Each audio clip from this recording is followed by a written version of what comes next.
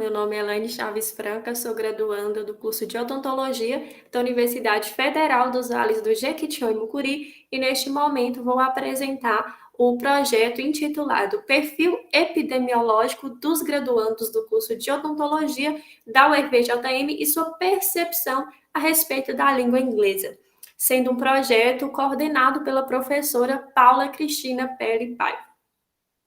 Bom, o curso de odontologia, fundado em 1954, é o primeiro da UFVJM.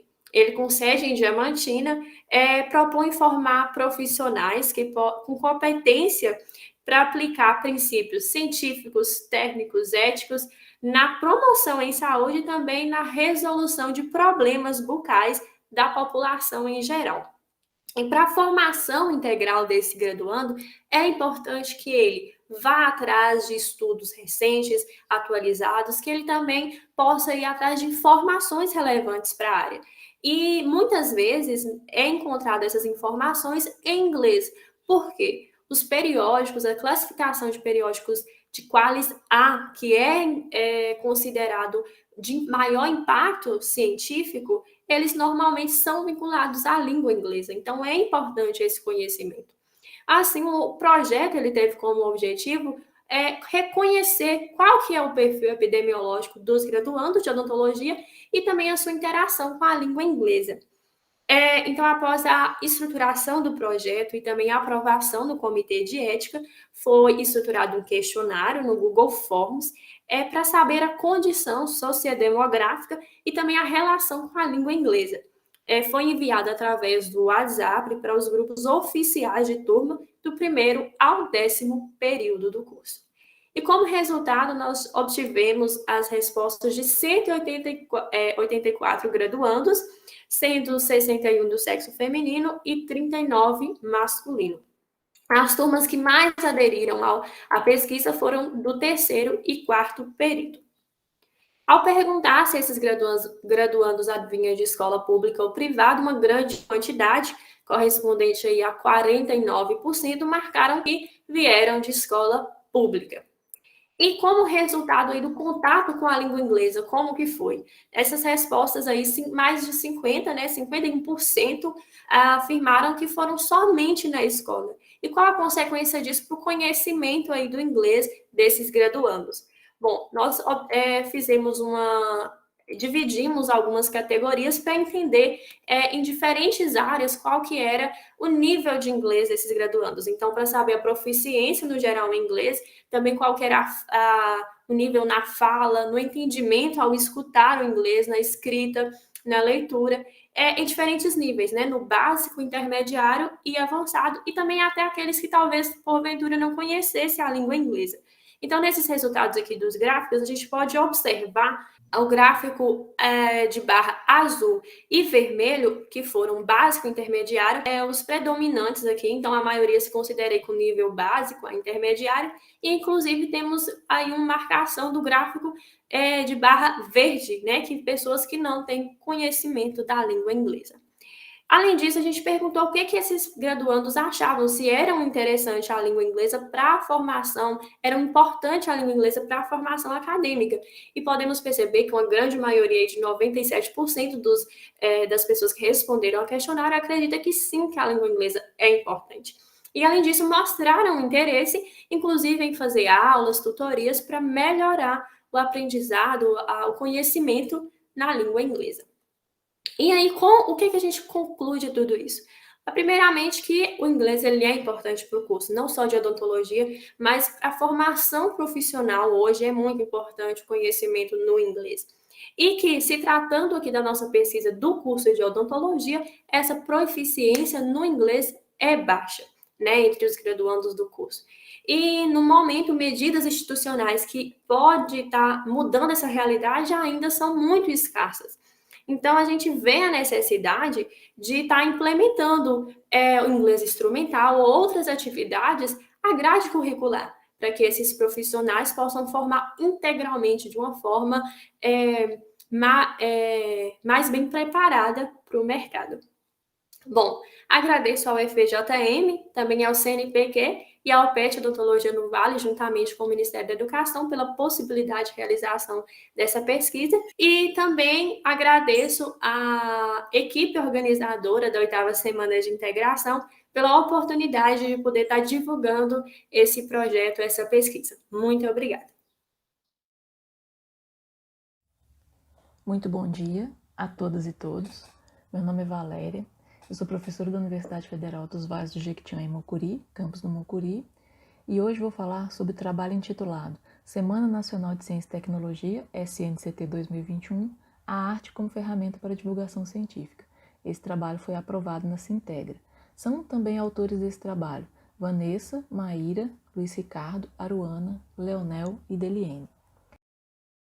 A divulgação científica é fundamental para o progresso da ciência e para que a sociedade possa usufruir dos avanços possíveis oriundos do desenvolvimento científico. Há um importante teatrólogo alemão chamado Bertolt Brecht que também chamou a atenção para a importância da divulgação científica em sua peça intitulada Vida de Galileu. Ele vai dizer, dentre outras coisas, que não há dia em que não se descubra alguma coisa. Já se descobriu muita coisa, mas há mais coisas ainda que poderão ser descobertas, de modo que também as novas gerações têm o que fazer. Então, considerando a importância da divulgação científica e também considerando que a arte pode ser uma possibilidade para a realização da divulgação científica, esse coletivo de autores propôs um projeto na chamada da Semana Nacional de Ciência e Tecnologia de 2021, um projeto intitulado Arte e Ciência, o Teatro Científico como Mediação para a Divulgação Científica e a Popularização da Ciência. Então, é importante destacar que a Semana Nacional de Ciência e Tecnologia ela foi instituída em 2004, deve ser realizada no mês de outubro de cada ano e tem uma importância muito grande, né? Segundo Carlos Vogt, os eventos como as feiras, os museus, os prêmios e as premiações e os textos, as revistas, os jornais, enfim, a divulgação da ciência de uma forma geral, apresenta um papel de motivação e de mobilização da sociedade para o amor da ciência e do conhecimento, nos constituindo não necessariamente como profissionais, mas como amadores da ciência. Então, a SNCT tem uma importância muito grande no Brasil na perspectiva da promoção da divulgação científica. Esse ano, o tema da SNCT é a transversalidade da ciência, tecnologia e inovações para o planeta. Então, o objetivo do nosso projeto é promover a divulgação de conhecimento científico sobre o tema da Semana Nacional de Ciência e Tecnologia de 2021 por meio do teatro científico, focando o subtema A Transversalidade da Ciência, Tecnologia e Inovação na concretização do segundo Objetivo do Desenvolvimento Sustentável da Agenda 2030, que é a agroecologia como possibilidade de produção sustentável de alimentos. Então, estão previstas nesse projeto a realização de 15 apresentações teatrais de espetáculo a ser construído para a SNCT 2021. Então, esses espetáculos serão apresentados nos municípios alvos do projeto, que são Bertópolis, Crisólita, Itaipé, Ladainha, Malacaxeta, Monte Formoso, Novo Oriente de Minas, Ouro Verde de Minas, Poté, Serra dos Aimorés, Setubinha e Teófilo Otoni. Municípios em que nós já temos outras ações de extensão. Produção de um livro físico e digital contendo a dramaturgia escrita e relatos sobre as apresentações realizadas, distribuição do livro físico em escolas e divulgação do livro digital em escolas e redes sociais, realização de 6 oficinas e também a produção de um resumo ou artigo e um vídeo sobre o projeto. Então, no momento, estão sendo realizados estudos para a construção da dramaturgia que será apresentado nas encenações. Esse projeto tem uma duração até julho de 2022 e foi iniciado, então, em outubro de 2021. Como ação anterior à construção dramatúrgica, foi elaborado o texto literário infantil Irubim, a Guardiã. Esse texto foi contado em 3 de outubro de 2021 no Festival Escolar de Teatro Infantil de Teófilo Otoni, que é o FESTIM. Bom, em termos de resultados, eu gostaria de apresentar um resumo desse texto que já foi produzido. Então, Irubim é uma menina quilombola que nasceu e cresceu no quilombo Ilererê. O aniversário de Irubim está chegando e ela aguarda ansiosamente um presente que está guardado para ela desde o seu nascimento. No desenrolar dessa história, Irubim compreende que o presente que ganha é a missão de ser uma guardiã de sementes. Sua avó lhe explica a importância dos guardiões de semente para o presente e o futuro da humanidade, para a qualidade e variedade do cultivo de plantas, para a garantia de alimentos saudáveis e para a preservação de conhecimento sobre a agricultura. Então, aqui nós temos à esquerda o cartaz que foi utilizado na divulgação dessa atividade dentro do festinho e à direita do slide nós temos um print de tela feito a partir do vídeo em que essa contação foi apresentada. Então foi uma atividade online que compôs a programação desse festival. Por fim, projetos envolvendo teatro têm possibilitado o estreitamento de laços com a comunidade externa à universidade, o que permite atender ao que está disposto no artigo 207 da Constituição Federal. Então, as universidades elas devem obedecer ao princípio da indissociabilidade entre ensino, pesquisa e extensão, e os projetos que nós estamos realizando, que envolve o teatro, têm nos dado a possibilidade de promover esse diálogo com a comunidade externa. Nós seguimos na perspectiva de considerar, o que nos diz um importante teatrólogo brasileiro, que é Augusto Boal. Ele vai dizer que o teatro deve trazer felicidade, deve ajudar-nos a conhecermos melhor a nós mesmos e ao nosso tempo. O nosso desejo é o de melhor conhecer o mundo que habitamos, para que possamos transformá-lo da melhor maneira. O teatro é uma forma de conhecimento e deve ser também um meio de transformar a sociedade. Pode nos ajudar a construir o futuro em vez de mansamente esperarmos por ele. Então, todos esses projetos em que temos colocado o teatro como uma possibilidade para a divulgação científica, nós temos levado em consideração esse princípio que Boal nos traz em sua obra. Os nossos agradecimentos, por fim, à Pró-Reitoria de Extensão e Cultura da Universidade Federal dos Vales do Jequitinhonha e Mucuri, ao CNPq e ao Ministério da Ciência, Tecnologia e Inovações pelo apoio financeiro que vem sendo dado ao projeto e também aos nossos parceiros na realização desse projeto, que são o Instituto Cultural em Cena e o Grupo de Teatro Universitário Arte com Ciência. Coringa, entre risos e lágrimas, a trajetória de um vilão. O trabalho foi feito por mim, Manuela Souza, sob a orientação de Roberta Alves. Somos do Instituto de Ciência e Tecnologia, UFVJM. O tema é como identificar e ressignificar o sorriso do palhaço a partir dos risos e das lágrimas do personagem Arthur Fleck, tendo como base a construção identitária do vilão Coringa. Os objetivos são analisar a ressignificação do sorriso do palhaço a partir do personagem Joker do filme Coringa de 2019 do diretor Todd Phillips, realizar ponderações através de aproximações e distanciamentos dos sorrisos proporcionados pelo vilão, comparar os dramas do palhaço com a letra da canção Smile, de 1954, composta por Charlie Chaplin, John Turner e Geoff Purcell.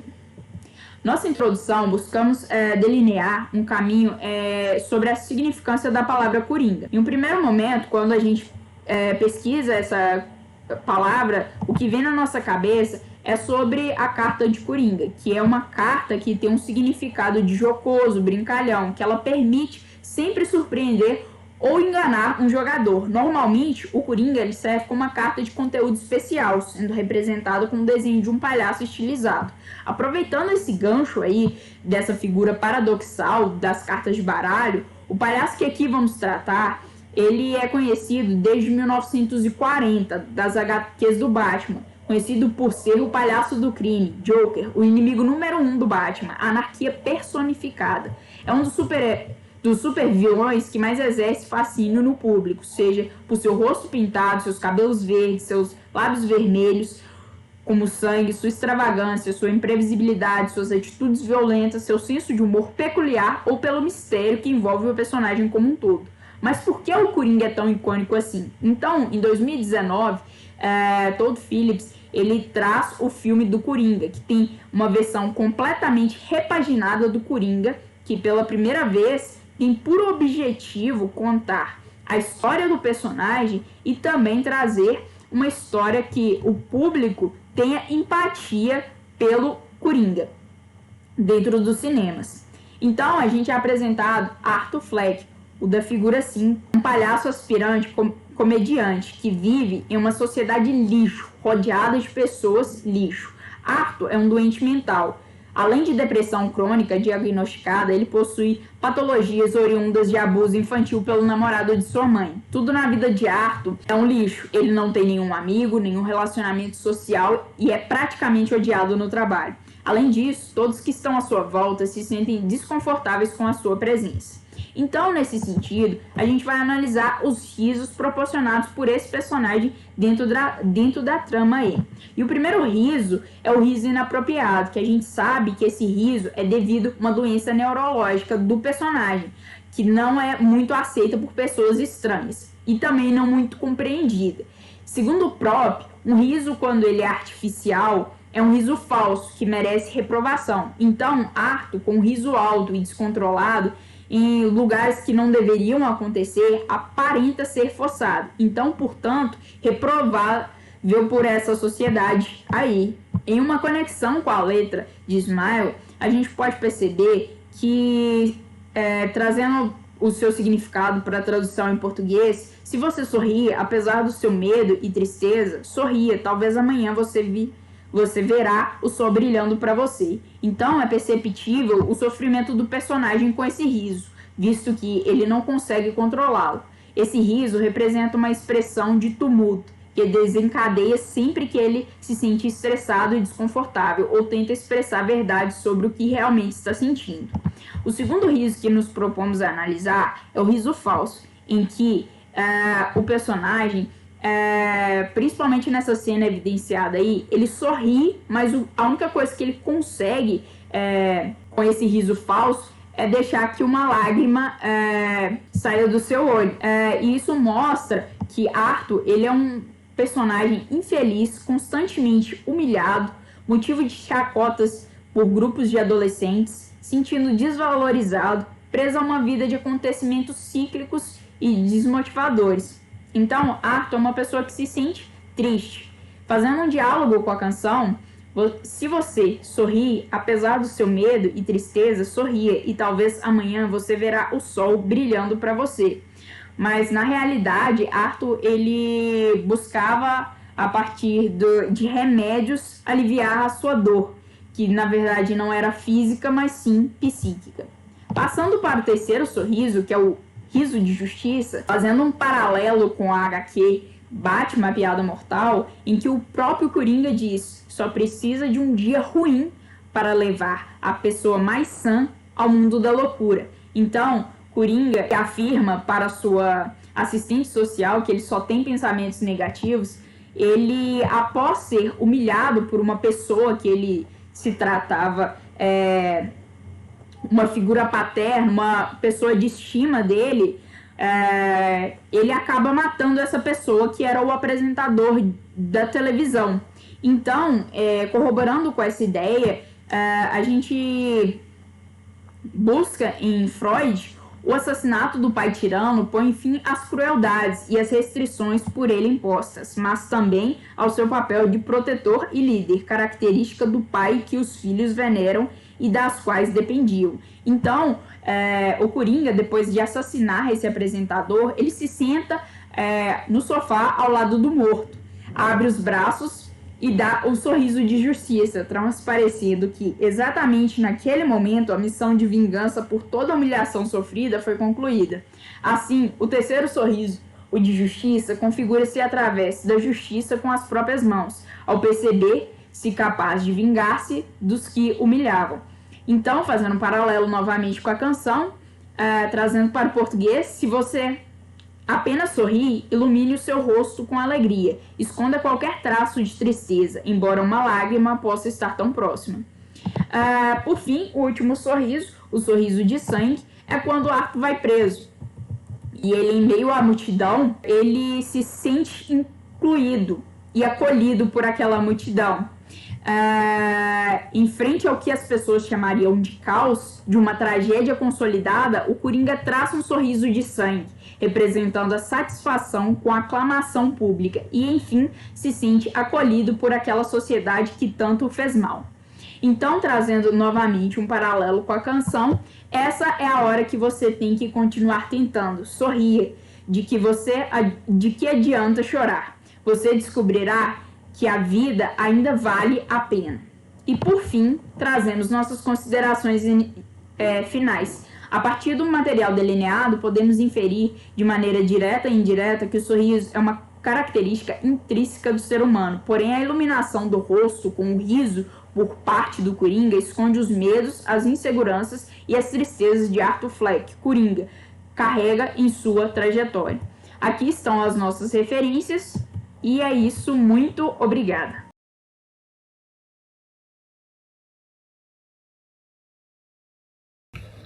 Tecendo afetos, bordando arte. Este trabalho é resultado de um projeto de mesmo título, aprovado pelo edital Procart de 2021. Eu sou o Pablo Mendes, sou discente do curso de Agronomia da UFJM e bolsista do projeto, que é coordenado pela professora Maria Neudes, do Departamento de Agronomia. O projeto possui como colaboradores a professora Melissa Monteiro, do Departamento de Ciências Biológicas e da Saúde, a professora Érica Viviane, do Departamento Interdisciplinar em Humanidades, seguido dos discentes Júlia Eduarda, discente do curso de Agronomia da UFJM, e Michele Cristina.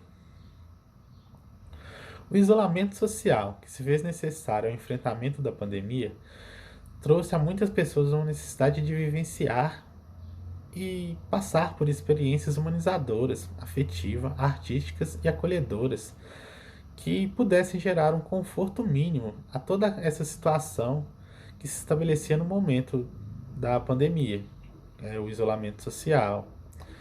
Já que nesse novo cenário, em que as pessoas estão muito mais conectadas virtualmente, seja por computadores ou aparelhos celulares, todos passamos por um momento e processo de aprendizagem do ensino remoto.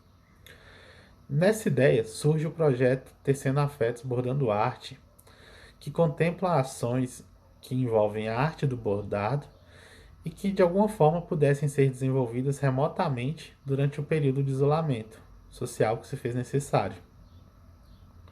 Por si só, o bordado já é um diferencial e, quando associado a outras formas artísticas, agrega um valor capaz de capacitar, motivar pessoas. Em todo esse contexto, o Tecendo Afetos ele propôs integrar o bordado manual a outras artes, de modo que envolvesse a pessoa e ela pudesse vivenciar toda essa prática artística, capaz de proporcionar benefícios à saúde e, ao mesmo tempo, representar uma formação em uma atividade afetiva, criativa e lúdica, mas com uma enorme possibilidade de gerar renda a todos os participantes. O projeto ele consistiu de um curso básico de bordado livre ou espontâneo, no formato de videoaulas, que foram disponibilizadas, e essas videoaulas podem ser acessadas pelo canal do YouTube, que leva o mesmo nome do projeto, como também a página do Instagram. A integração do bordado com outras artes, ela ocorreu por meio de ação do Poetizando, que é um anagrama de poetisas mais bordando. Essa integração também ocorreu por meio de parceria com outros dois projetos aprovados no mesmo edital, no qual integram danças, artes manuais e poesias. Essa fase do projeto ela foi desenvolvida em parceria com a Vila Educacional de Meninas, uma instituição que atende crianças e adolescentes em situação de vulnerabilidade social, que tem a sua sede na cidade de Diamantina, Minas Gerais. Para o público da VEM, era disponibilizado vídeos nos grupos de WhatsApp, na qual toda a equipe fazia parte, como as professoras coordenadoras dos projetos, os estudantes bolsistas, juntamente com as educadoras da VEM e as meninas por ela assistidas. Esse grupo ele era alimentado semanalmente, intercalando as ações relacionadas ao bordado com as ações relacionadas à dança e ao movimento. No curso de bordado fornecido pelo projeto, se inscreveram pessoas internas e externas ao UFJM, de várias idades. Algumas já bordavam e outras decidiram começar a bordar, pelos mais distintos motivos. O principal relatado no formulário revelaram que as pessoas já tinham gosto pelas artes manuais e por isso optaram por começar a bordar. No total, foram produzidos 6 videoaulas, com duração média de 20 minutos, em que cada vídeo era apresentado entre 3 e 4 pontos básicos do bordado. Paralelamente a essas videoaulas, na ação Poetizando, eram disponibilizados alguns vídeos curtos com algumas poesias ou textos autorais declamados, contextualizados com algumas imagens bordadas ou até mesmo com os pontos das videoaulas já produzidas.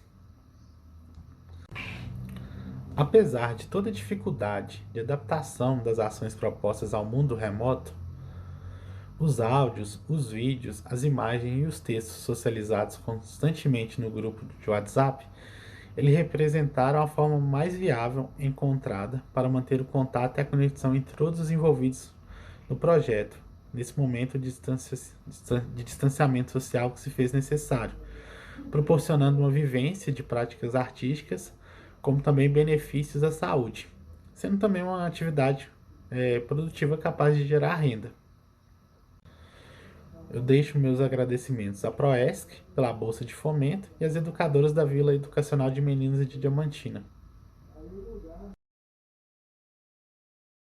Olá, pessoal. Meu nome é Michelle, eu sou bacharel em Ciência e Tecnologia e hoje eu vim apresentar um pouco para vocês do que foi desenvolvido no meu trabalho de conclusão de curso, que teve como orientadora a professora Roberta, do Instituto de Ciência e Tecnologia da UFVJM. E juntas, nós nos propusemos a responder a seguinte problematização. Seria possível delinear na subjacência da narrativa Minha Vida de Menina, de Helena Morley, a narradora do livro, experiências vividas por uma menina no final do século XIX, transformadas em livro por Alice, a autora do livro, uma mulher no século XX, contornos do papel da mulher na sociedade diamantinense e oitocentista? O principal objetivo de nossa pesquisa foi analisar o contexto de produção do livro diário para perceber, por meio de fragmentos narrados e, sobretudo, através dos posicionamentos da narradora, qual era o papel da mulher diamantinense no século XIX. O livro Minha Vida de Menina, além de nos proporcionar momentos prazerosos de leitura, nos permite também um olhar mais crítico pelas inúmeras contextualizações que podem ser feitas através das histórias nele contadas. Essas histórias foram passadas aqui na cidade de Diamantina, entre os anos 1893 e 1895. Porém, o livro só foi publicado pela autora Alice Brandt em 1942. O que nós pensamos, então, é que, para entendermos o processo evolutivo do papel da mulher na sociedade brasileira mineira, é preciso uma interação mais detalhada dos mais diversos acontecimentos históricos registrados pelas mãos dos escritores de cada época, inclusive a dessa obra. Então, Uma Mulher Além do Seu Tempo é o título dado à parte que apresenta a visão da mulher oitocentista a partir de fragmentos da obra estudada, em diálogos também com alguns estudiosos. Nós tratamos aqui, nessa parte, sobre o que era imposto àquelas mulheres que faziam parte do cotidiano da narradora Helena Morley. Alice, em seu livro diário, nos espelha a curiosidade e a necessidade de uma menina auxiliar a memória através de registros que escapam do poder da historiografia. É importante entender que no livro não é a sociedade tradicional que avalia as posturas, e sim é apresentado o ponto de vista da narradora Helena Morley. E é ela quem condena ou aprova as posturas sociais das diferentes gerações femininas que faziam parte de suas histórias. De acordo com Reis, 2019, no século XIX, as mulheres não podiam exercer nenhuma autoridade ou poder, já que os status de posse era destinado ao homem. O homem era o provedor da subsistência familiar, enquanto a mulher cabiam os papéis de dona de casa, submissa, de um ser inferior ao homem. A mãe de Helena, a dona Carolina, tem um perfil que se encaixava ali perfeitamente ao estereótipo oitocentista. Como grande parte das mulheres daquele período, ela concentrava seus afazeres em cuidar do lar e dos filhos e deixar o sustento da família nas mãos do marido. No decorrer do livro, a gente até percebe que, em certas ocasiões, ela tentava ser provedora do seu sustento, de melhorar as condições econômicas da família, mas, infelizmente, a falta de tino para os negócios fez com que ela não progredisse. Além da mãe de Helena, boa parte das mulheres da família Morley também viviam em dedicação aos maridos e aos filhos. Podemos citar como exemplo a tia Agostinha, que era aquela que se destacava, né, pela sua bondade, pela sua inteligência, mas infelizmente era casada com um homem muito ignorante. Temos também a tia Aurélia, que era aquela que, quando ela era pequena, né, ela era mais rebelde entre as irmãs, por dispensar boa parte dos pretendentes que queriam se casar com ela, e ela se casa com o seu primo.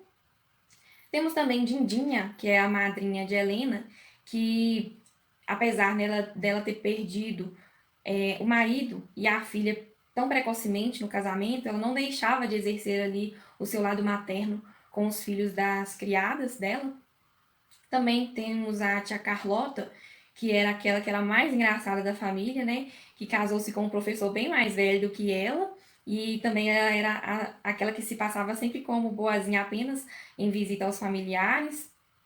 Também temos tia Clarinha, que embora ela não morasse em Diamantina, era aquela que a Helena mais detestava, né? Pelo fato dela ter um filho muito desagradável. E também, quando ela vinha para Diamantina, ela queria ser tratada com muitos privilégios, assim, em vista dos irmãos, das irmãs. Uma outra figura que se destaca muito fortemente, assim, na vida de Helena era a avó materna dela, Dona Teodora, que era uma figura que era uma senhora herdeira, né, do marido, embora o controle da fortuna não estivesse ali concentrado em suas mãos, se concentrava na mão do seu filho mais velho, evidenciando ali a força do patriarcado que dominava, né, na cidade de Diamantina. Verona 2013 diz que durante o século XIX, homem e mulher deveriam ser preparados para o desempenho de suas respectivas funções sociais, dentre as quais o casamento, seguido necessariamente da procriação, representava a principal realização na vida de ambos.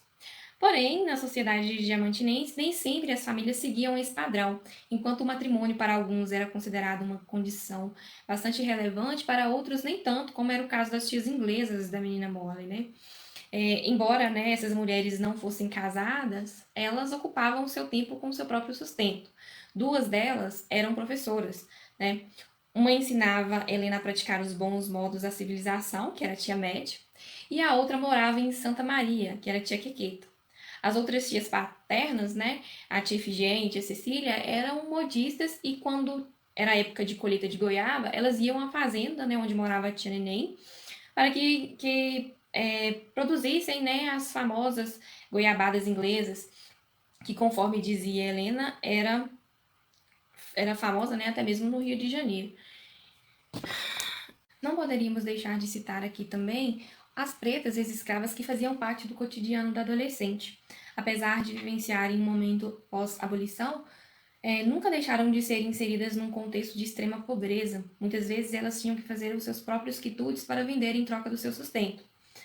Na própria casa de Helena também trabalhava a preta cesariana, que embora muito fizesse a família sorrir, ora ela era tratada, né, de forma mais respeitosa, ora com despeito. Apesar de muitas pretas serem tratadas de maneira como tal, destacamos a mãe Tina, que é a ama de leite, né, da família Morley.